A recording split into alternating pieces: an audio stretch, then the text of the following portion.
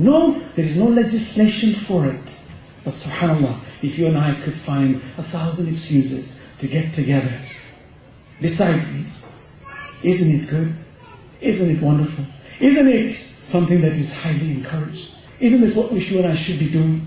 This is where I stand. Tomorrow I will speak further about the events that happened after Karbala in detail. But tonight I want to end my presentation with the sermon of Zainab alayhi salam.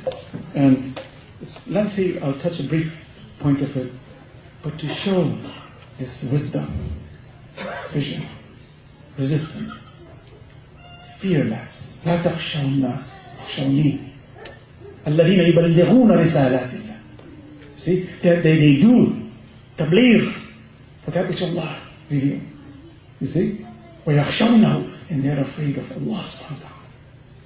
And they're not afraid of anybody except Allah. In action, Imam Hussein goes to Karbala. Yazid, we have Yazids today. Become my slave. It's amazing how the world wants to enslave the good people. It's amazing how they want to rob our wealth, how they want to take our resources. It's always all over. Read the news everywhere. Everybody out there is cheating and stealing, especially in the leadership positions. The IMFs are created, the banks are created, rob them, cheat them. And then some people say, how come there's so much poverty on earth? How come God put so much poverty? I said, excuse me. There's enough wealth that if a person like Bill Gates can possess billions of dollars, and they say, if you had $1 billion and you gave it away every hour for the rest of your life, you can't get rid of it. Don't talk to me about poverty. Talk to me about hoarding. Talk to me about greed. Talk to me about selfishness. Don't talk to me about God. God has given abundance on this earth. The problem is with us. Let's point a finger at each other rather than pointing a finger at the one who chose you and me to exist and gave us more than we deserve. SubhanAllah. What you find today, that the greed to take is exactly what Yazid wanted. But Imam is setting an example, a role model. He is the reflection of the messenger. And I say this emphatically. When Karbala took place and Imam Hussein alayhi salam was killed, I say it again. The holy prophet of Allah subhanahu wa ta'ala was killed. The holy prophet of Allah subhanahu wa ta'ala was beheaded. The holy prophet of Allah subhanahu wa ta'ala was the one who was abused. Because the prophet said, لَحْمُهُمْ لَحْمِي وَدَمُهُمْ دَمِي. His flesh, their flesh is my flesh, and their blood is my blood. Whatever happens to them, happens to me. And I make peace with those who make peace with them, and I make war with those who make war with them. Salawat ala Muhammad wa ala Muhammad.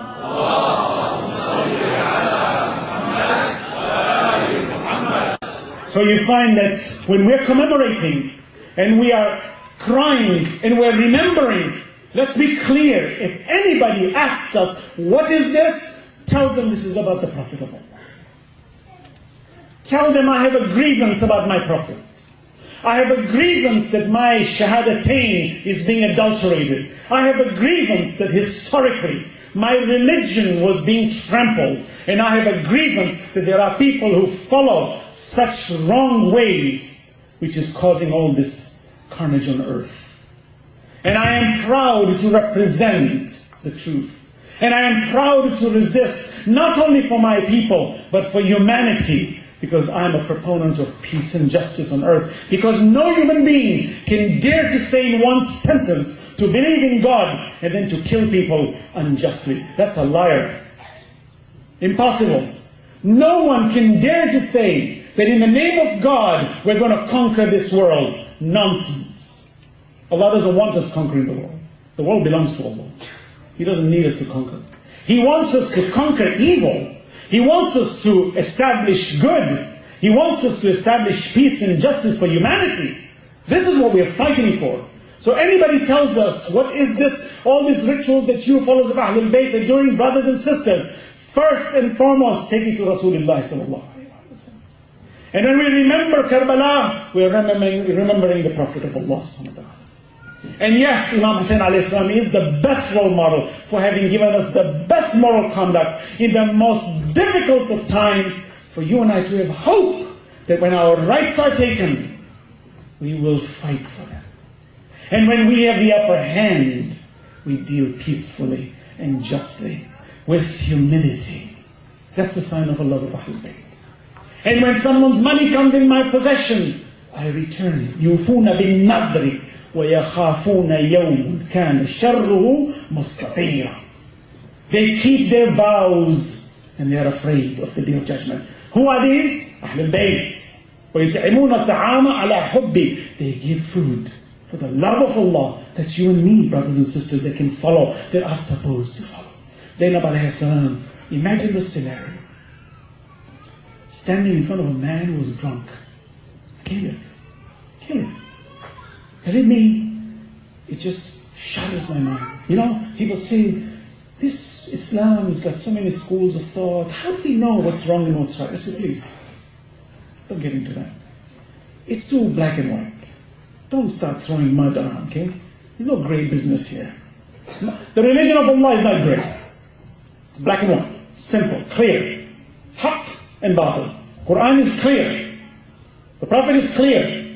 إِنَّمَا أَنَا نَذِيرٌ مُبِينٌ. Prophet says, I am a clear warner. I didn't come to obfuscate your mind.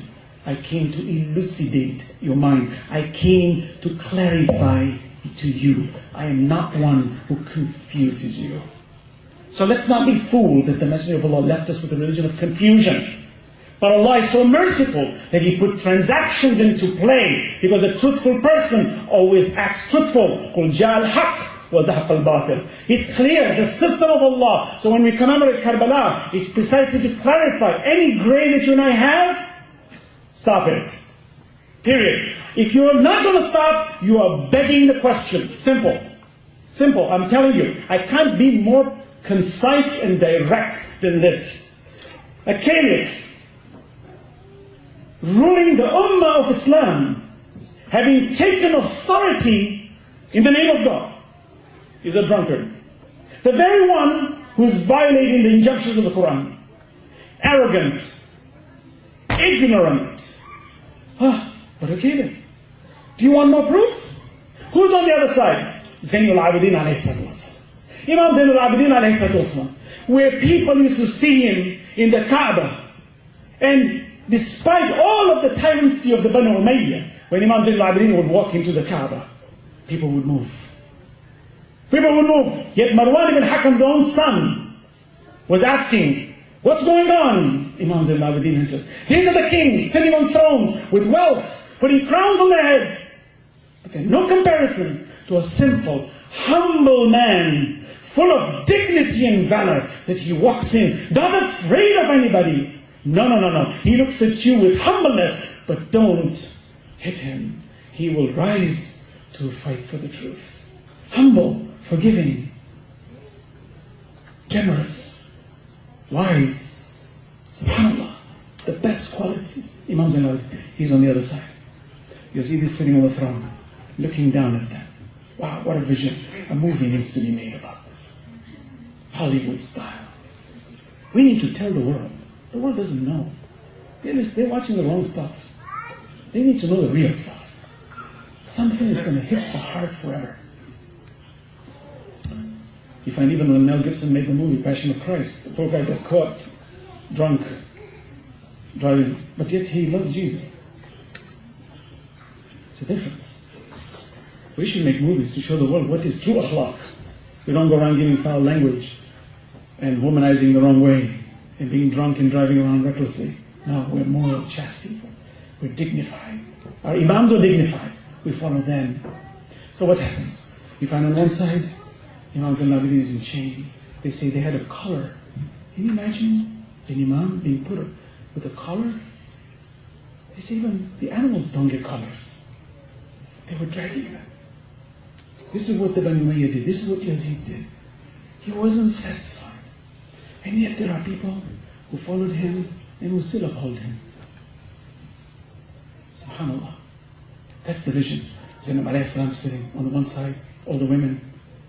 They've been dragged across the desert, paraded, music being played. They say that when they were entering Damascus, the place was filled with all types of colorful lights, and music was being played, dancing was taking place. People are asking, what's the event? We never knew this. There was a celebration at this time of the year. What is the